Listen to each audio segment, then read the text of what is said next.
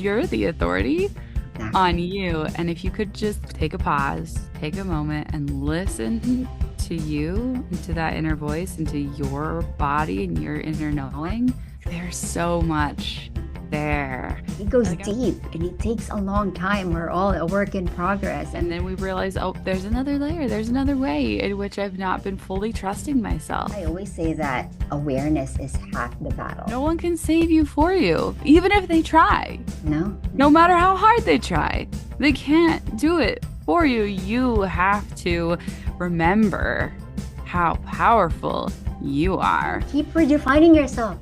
Nothing is permanent. You're a whole person without being defined by your career or by being a mom. Like, you are whole. Yeah. Already whole. If you're really mindful, if you're really savoring life and really present to the moment, then really, like, you're gonna find something that'll light you up in the here and So now. it's not so much about the big things that lights us up. It's about the little It's moments. interesting to call it taking pleasure, because you're not taking anything from anybody. No one's losing out Mhm. because you enjoyed a moment of your life. It's already all within you. You get to allow yourself to receive the pleasure and the joy and the sunshine.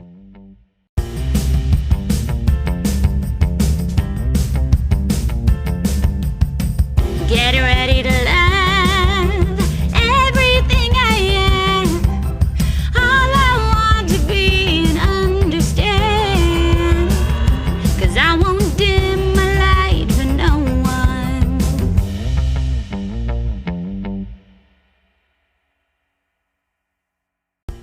They told me I had to pick one thing. No. Diamonds are multifaceted, and so are we. It's about time we let all the parts of us shine. How do we climb out of the box and fully embrace our own authenticity? I'm Carolee, and it's time for the Multi-Passionate Mama podcast, where clarity and creativity go hand in hand. Hey everyone, welcome back to the Multi-Passionate Mama podcast. Today we have such an amazing episode, and I'm really excited to introduce you to my friend Elizabeth Tiglao-Guss. We're going to talk about enjoying our life, how it is, no matter what it looks like, because everyone has different things in their lives that, feel like hurdles that we have to jump through, but we're going to talk about how we can find ways to just love what's happening for us. And it's just such a beautiful conversation. So I'm so excited to dive in.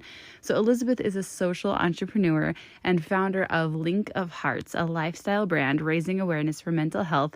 And she has sold inspirational products for the last 10 years. She's also the host of By Chance podcast, where she holds sacred conversations with women who don't have kids by chance, not by choice. She's a life coach focusing on helping women thrive rather than just survive.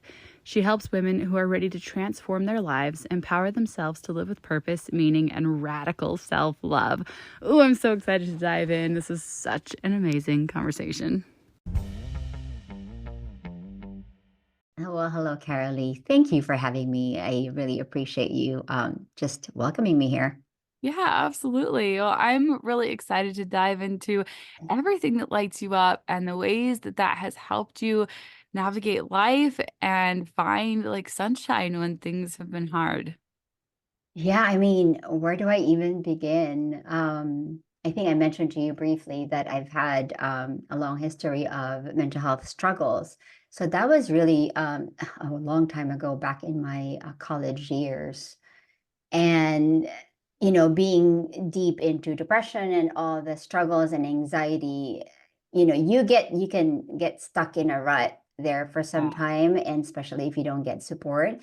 But I think I had this, I don't know if I would say a gift, but like I'm a woman of faith. So like I've had this God's grace of just Yeah. kind of letting me not get stuck there. And I've always had this almost strength in me to just like, this can't be life. Like there's gotta be more. There's gotta be a way out of here. And I remember those years, I was taking a lot of medications, but the medications were actually making me feel worse. So I needed to find a new pathway that would work for me. And maybe 5 to 7 years after taking all these medications, when they say change happens when you really just get tired of being tired. And Mhm. I think I've reached that moment and I actually quit cold turkey from all my medications, contrary to obviously my Yeah, doctors didn't like that. But I think for me, it was knowing myself what would be best for me I love because that. the drugs were really just taking over my body. And so, I was working on my mental health, but at the same time, my physical health was just like all the side effects. And I needed to find something else that would support my mental health without compromising the other. And that's when I really dove into like alternative healing.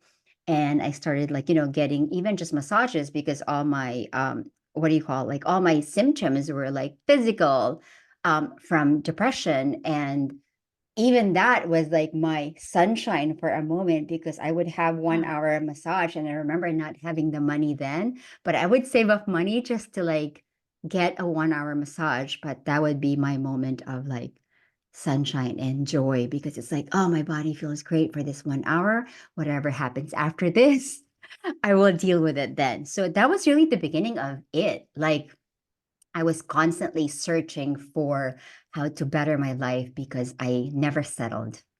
I didn't want Mhm. life. I knew life could be better than that, but I also had to accept that I had some chemical imbalance. I needed to really learn how to get my way around it and at the same time seek help, the proper help that I need and all the support I can get. So that was the beginning of it. And then so yeah, I've been on this journey like the whole healing process and really finding my joy and happiness in the last 25 years or so. So it's a Wow. long time. Yeah, what's amazing about your story is I've watched my husband go through like really similar of a journey. He was on like 12 plus different medications for Oh his goodness. anxiety, depression, PTSD, chronic health, different things he had going on, and he went off of all of them and also has had so it's amazing to see like I, have this personal like testimony of like how much like those medications that the doctors are like, "Oh no, here's another one, Oh, try this one," pile them all on and how much they are just a mask oh for yeah. the actual things instead of really getting to the root cause. Mm-hmm. They're not really helping, they're just adding on more layers of problems. 100% because when you say even like, oh, I'm getting a stomach ache from this, and then they give you another medication for the stomach ache, or I'm getting a headache from this, or I'm getting nausea. Oh, let's deal with that. So before you know it, yeah, you're right. You have like 10 medications. And Yeah. I was also a diagnosed bipolar disorder at one point, and I remember them giving me this lithium, and it was so potent that you actually needed to take blood work. You get blood work done every few weeks or so. And in my mind, this is probably not good for my body for them to keep checking No. my blood.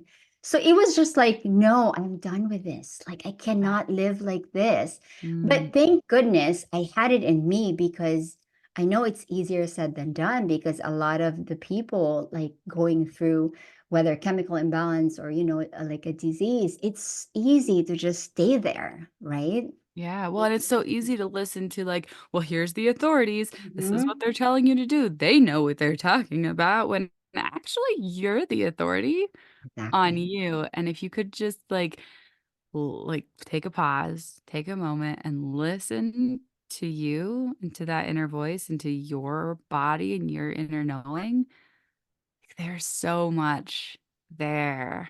And, like, I was just listening to this thing the other day, I think it was from Michael Singer, and he was saying he wrote, like, The Untethered Soul Hmm.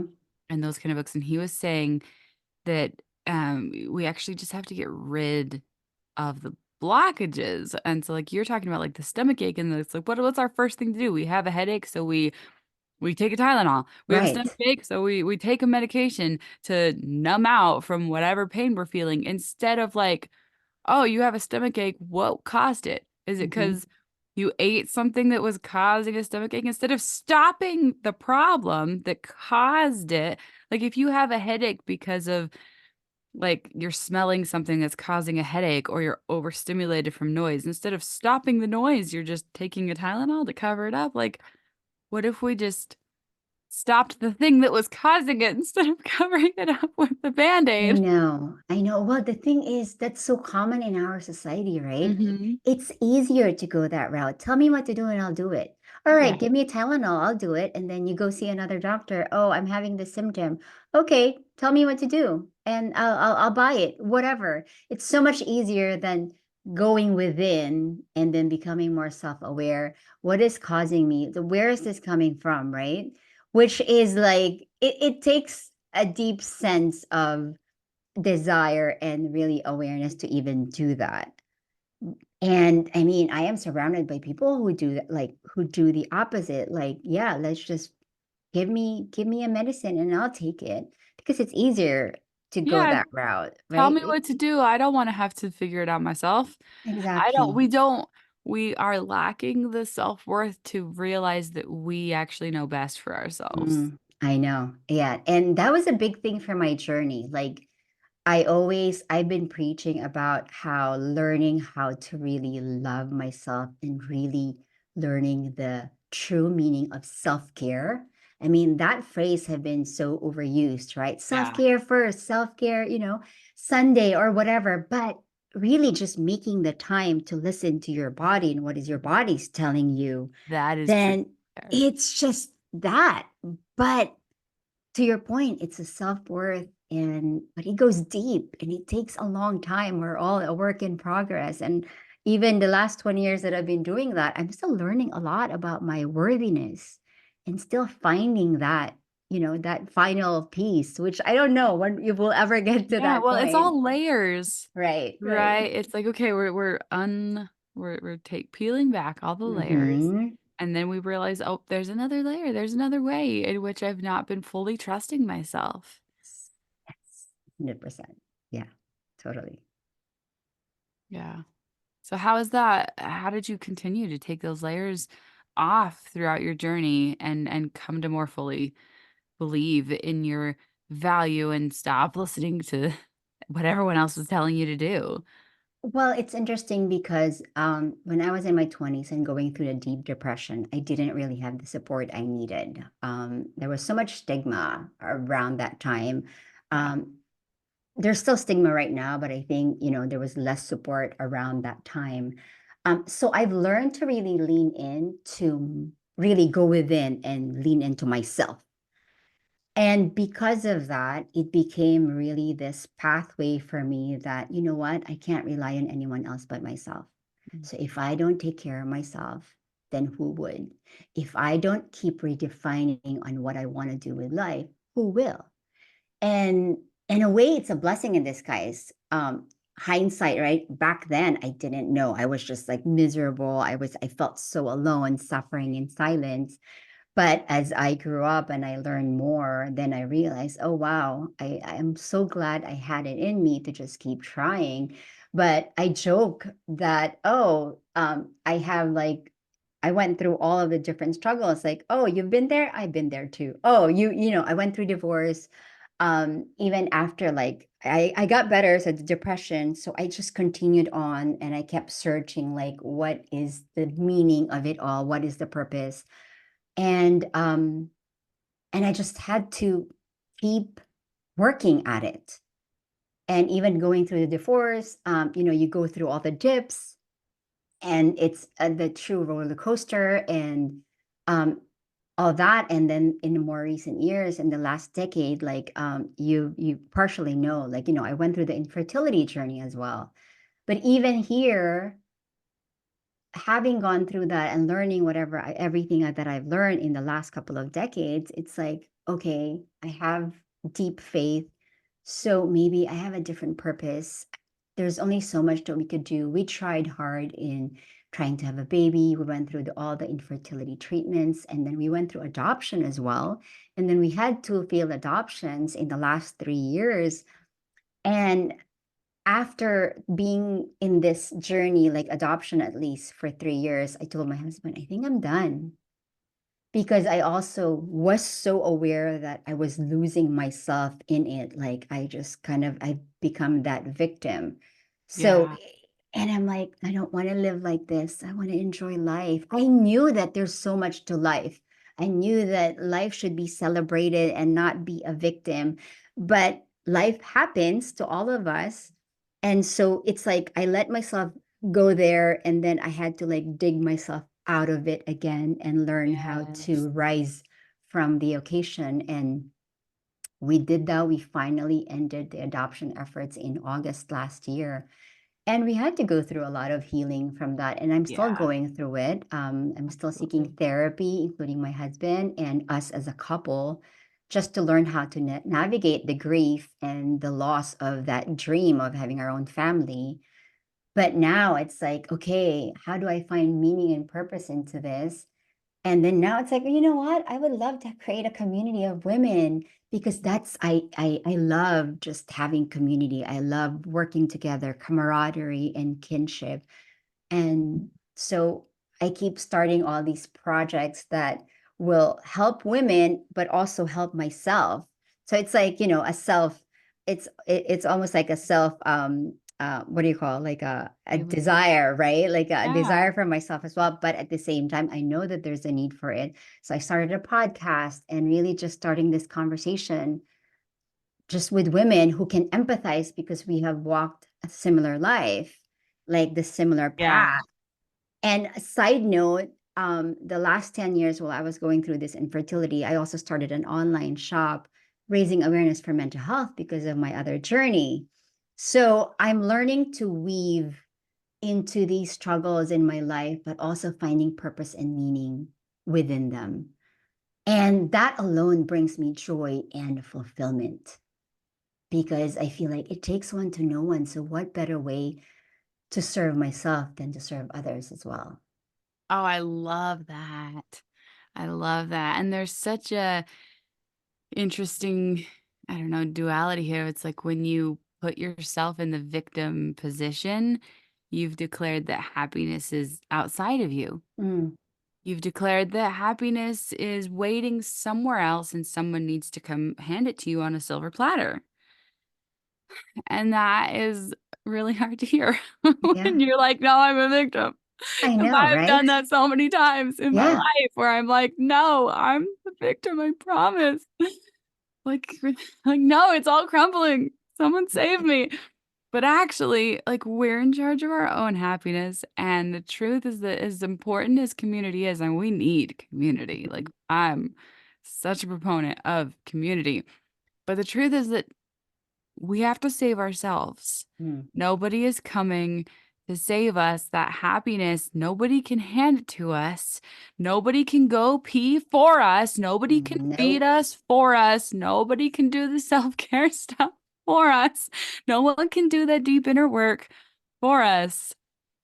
No one can save you for you, even if they try. No, No no. matter how hard they try, they can't do it for you. You have to remember how powerful you are. You have to, because you are so incredible Mm, and so worthy and so full of just the incredible strength that you need to lift yourself back up and go serve people and give your bright, amazing gift to the world. But the only one who can open their eyes to mhm. see it is you. No one can make you. Yeah. And I always say, I mean, I love that you said all that. I always say that awareness is half the battle. Yeah. Once you get the awareness, then the rest of it kind of just flows, because you have it inside of you. You get to see it for yourself. And then you get to pull out that strength that you already have it in you. Yep. And you get to do all of these things. You get to create your life. And it's so easy to get caught up with just all the victimhood and all the feelings. I mean, I'm a very feeler, big feeler. I cry all the time. I'm very emotional. I'm very empathic. But you get to a point where, okay, enough is enough. Come on, let's do it. I Yep. honor the feelings. I'm a big proponent of feeling your feelings. But Yeah. after that, you allow yourself, you honor your feelings. But then slowly, okay, what do we do next? How do we get out of this? And how do we really live the life that we want. Like, what do you want in your life? And just Mhm. work on that. I Yeah, mean, yeah, absolutely. like you said, we get to do this. You get to define and keep redefining yourself. Nothing is permanent. So even if you choose one path and then 6 months later you're like, I'm not really happy with that, then go find another path. We always have a choice. And you get to just keep redefining, even if that means every month you redefine yourself, so be it, as long as it gives you that alignment in your heart and in your soul. And at the end of the day, that's all that matters. It's beautiful. So how have you been able to find like what lights you up and the joy and the spark in your life through all these things?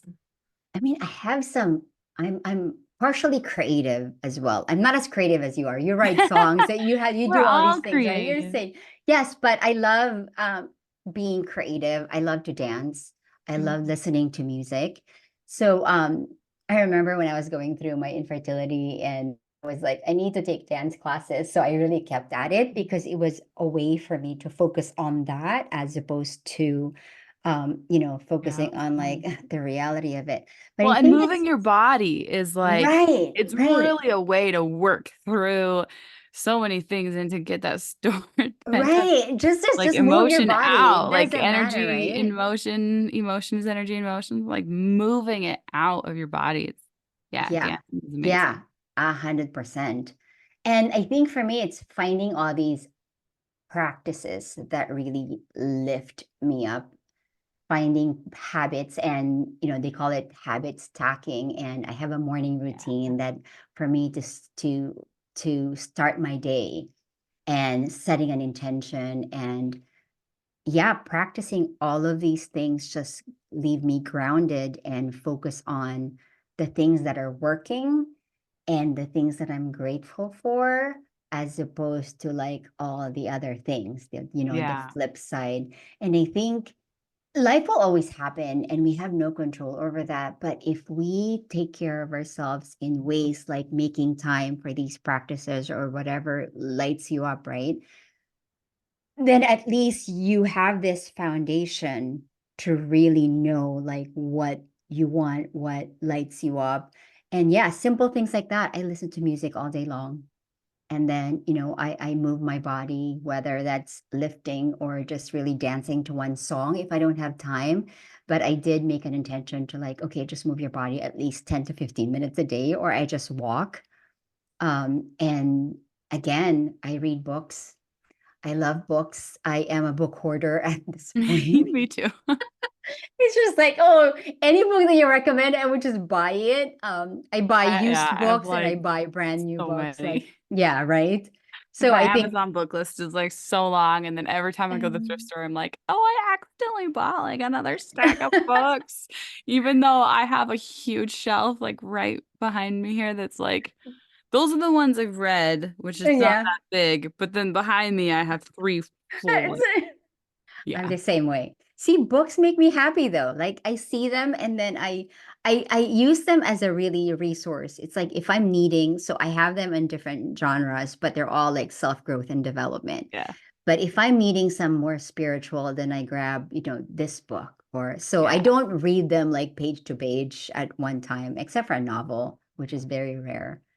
But yeah, so it They makes feel me feel like joy and just, they I don't feel know. like potential knowledge. They feel like Right. gems, like a treasure trove of like, ooh, what's this one hold? What mysterious potential knowledge does this one hold? Right. And then if it makes you think, I'm like, wow, that's deep. Let me read it again because I didn't get that. And then Mm-hmm. it kind of like makes you really go dig deep. And for me, that's so invigorating. Like that's what life is about, Yeah. just learning everything about it. Yeah. Yeah. And there's amazing ones. What book are you reading right now? Oh my goodness, what am I not reading? I mean, I'm reading The Art of Gathering. Oh, I love it. I I'm love I'm, that I'm one. kind of like a couple of chapters in.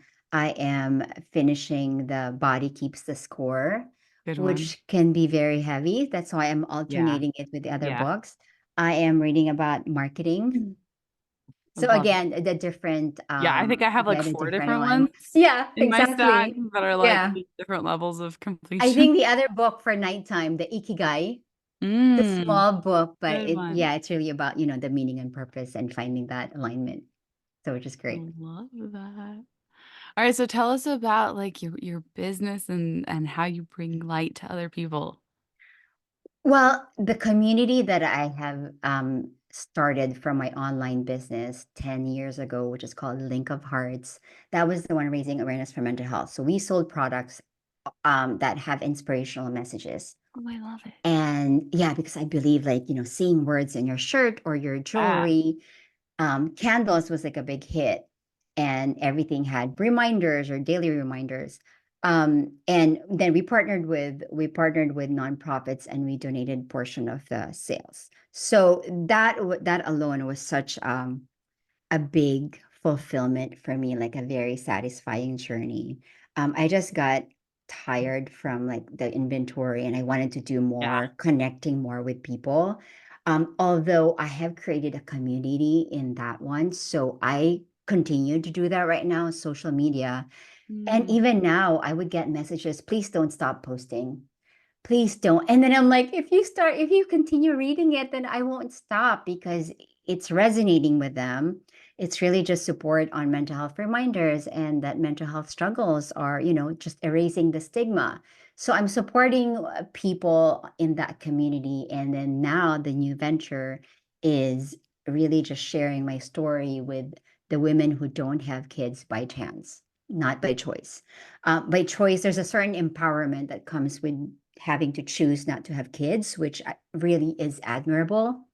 But there's a certain kind of pain that unites women who try to have a baby, who try to have children, but did not become a reality. So, with that, I want to really create this community of just with empathy and compassion, because we all know what it's like. But let's share our story, let's share this pain, but let's also celebrate life for what it is, and Mm. accept that this is the journey we're in. And for whatever reason, we did not have kids, but there's so much more to life. And let's not be defined by the role of motherhood. It's the same thing as being defined by your careers, right? There are so many roles that women tend to portray, as a wife, as this, as a professional career, Yeah. and mom being the biggest one. But even you as a mom, right? You don't get to be defined by that role. You're a Well, singer as well. You're an artist, and and there's it so becomes much a more to you. problem. It becomes such a problem for moms when they define themselves Mhm. by that role as well. Especially like I see so many moms whose kids graduate and leave the house, and then they're like, Yes. "Oh, who am I? What do I do How do, now? what do I do now that I don't have kids who depend on me?" Or, their kids start becoming independent teenagers and they're like, "Let me care for your every, need. Let me do all the things for you." And the kids are like, "I'm like a teenager now. I don't need you to wipe my butt anymore. I don't need you to pick out all my Exactly. clothes anymore." And the mom's like, "But that's who I am. Yeah, that's That's what I that's do. I don't know what that's what else I to do." And do. it's like, actually, you were a whole person before you had kids. Like, you had dreams and goals and ambitions, and you're gonna be a whole person after they leave. So, like, let's figure out what those goals and dreams and visions are. And like, part of my journey was like all three of my kids have special needs. And it was like, wait a minute, I'm such an ambitious person. And I was like, oh, Yeah. my kids are like never gonna leave. At least one of mine is never gonna leave the house. I have to figure out how to be all of me, Mm, which includes mom, yeah, but it also includes the rest of me, all those ambitions and passions and dreams and all the things that I've wanted to do with my life, all my creativity and all of, my voice, like using my talents and skills. Like, I was like, somehow I have to figure out how to be all of me alongside being mom because, my one is probably never going to leave the house. yeah. And so that's why, I have this podcast and this whole message of like, you get to be all of you. Don't forget who you are and lose yourself in motherhood. Yeah. And so, like, that's why your message is so important. It's like you're a whole person without being defined by your career or by being a mom. Like, you are whole, Yeah. already whole. Exactly. And I mean, I need to commend you for that though, because to have three kids with special needs, but to be so conscious of it that not to lose yourself in that role, that's admirable because I think especially too, I'm coming from Asian culture. So in our culture, that is who you are. The Yeah. women have very set rules of standards of like serving the family, and that's how they define themselves. Even to this day, my mom is such an epitome of that role mother. And she would, or the wife too, and she would ask me, "Have you cooked for your husband?" And I'm like, "Yeah, I would cook for him later, but I don't have to cook for him. I cook because I cook, right? I don't want to be doing it out of obligation." But yeah, like going back to that role of motherhood, like it's just easier. And a lot of the women too, I think, I mean, for a lack of a better way of saying it, they love that. They love being the needed in that family dynamic, right? And so it's easy to lose yourself in it. And Mm-hmm. with us trying to have a baby year after year after year, and so many of the women who tried, it's heartbreaking. It's this loss. And then you're like, well, what do I do now? What about the other ones? You know, you have kids, I don't. So there's this feeling of lack. And I'm like, no, I don't want to be defined by this lack Yeah. because there's so much more to me. Now, okay, how do I do this? What do I do next? Yeah. Well, and we all have something in our lives that feels like a cage. Like we all have Mm, something that feels like, nope, that's the reason why my dreams can't come true. That's the reason why I can't live my best life. That's the thing holding me back that I can't control, that I feel stuck by. Like I did a whole podcast episode on this where I was like, we just see the bars of our cage and we go sit back in the corner and cry about it. And we're just like, nope, that's it. I'm trapped. All done. yeah. And we don't even try. And then if we actually like went up to the bars of those cage, we'd be able to see that we fit right through them. Mm, If we yeah. tried, we could work around them and realize that the episode is called Our Cages. See your cage as your calling, which I is love that. exactly I what you're love that. doing is you're like, no, I'm called to talk to these women who don't have kids and it's not their choice. Yeah. Yeah, it's not a choice. We're here by chance. But you know what? So as many other things in life that are happening, Yeah. right? You can only do so much in life. You can only control so much. And a lot of it is it's really happening by chance, by different circumstances. But let's just embrace for what it is, and Yeah. let's find all these silver linings. And now it's like Find my the husband and I sunshine. find the sunshine, and my Yeah. husband find the sunshine literally when we're traveling. So I said, we get to travel more now. It's just like really, but again, in truth is even while we were traveling, we were away in February, and then I was getting this picture taken, like I was jumping. I was, it was great picture. And then next minute there was like a young family that was like walked by, and then there was just like a little sink in my Yeah. heart, and it's just like, oh, I wonder how things would have been if we had a child that we're taking to our trips. And because we've talked about that, oh yeah, we'll take them to hiking or whatever. But then I was like, okay, well, Yeah. it's Well, and it's the truth is that we all have this image in our head that, that the grass is greener on the other side. mm, mm, Like it's all like, oh yeah, wouldn't it be nice if it would be perfect? My kid would be well behaved, everything would be nice. Like I had this ideal in my head of what motherhood would be like, and then I had my kids. And then they were not perfect, they weren't the kids I imagined I would have when I dreamed of being a mother, mm. which probably happens to every single mother ever. Exactly. I was You're gonna like, say that. Like, I'm sure yeah, you're not the only one who every thinks that single way. right, like it's the grass is greener on the other side of we imagine everyone else has these perfect lives, and it's the idea that if everybody threw all their problems into a pile, we'd all pull our own back out. Yeah. Yeah. I had a family member who made a comment because we're traveling a lot, and then I had one family member who said, "Oh, it must be nice." Yes, it's absolutely nice, but you know what? We would have also wanted to have a child that would keep us stay home a little bit more.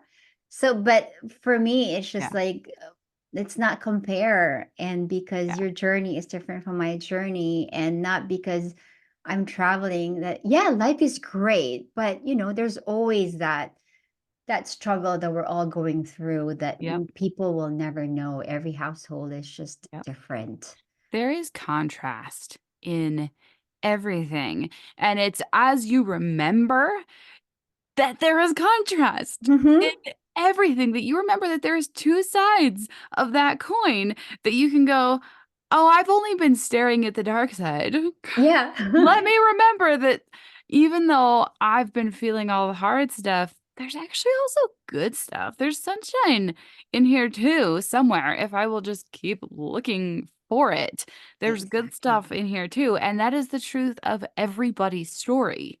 Yeah. There is hard stuff Yeah. in their story. It does not matter what they are posting on social media. It doesn't matter what you perceive that their story is or their life is. There is hard in there, even if you cannot see it. Just like there is good in your story, Yeah. even if you're not looking at it right now. Oh, 100%. And you know what? We just went to see Trevor Noah over the weekend. And he's a comedian, in Yeah. case some people don't Yeah. know. But I love him. But he had a Q&A towards the end. It's his last show for this tour, I think. So he was very open about having questions. And someone asked him about like how does he stay funny, right? Like how do you as comedians do? But then he says, I don't find everything funny, but I find funny in everything, Ah, I love that. which is like, it's so simple, yet it's so true because there could be some tragic things happening there, but then you can always find something funny. I mean, case in point, right? Like you can go to a funeral, which is very tragic, and everyone is grieving.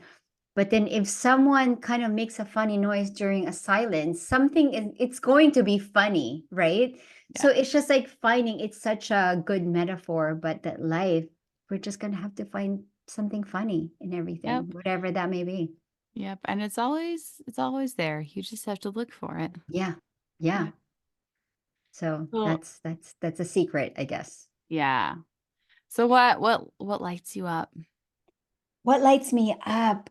So many things. Just going to the beaches and sunset. Mm. Um, I'm dreaming of a house with a sunset view. And I said, even if it's a small house, but if we get to see a sunset every night, it would be so magical. Um, Lights me up. Seeing my cat. She's always there. Again, traveling.